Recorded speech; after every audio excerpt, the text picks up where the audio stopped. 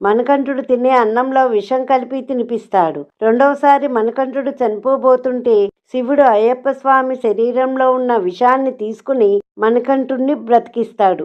ఇలా 2 సార్లు చేసిన పథకాలు విఫలం అవ్వడంతో మంత్రి తను స్వయంగా ఇంకా ఏమీ చేయలేడు అని అర్థం చేసుకుని రాణి దగ్గరకు వెళ్ళి, మాత, ఆ అయ్యప్పను ఈ రాజ్యంలో ఉన్నంత వరకు మనం ఏమీ చేయలేము. కాబట్టి ఒకే ఒక్క దారి ఉన్నది.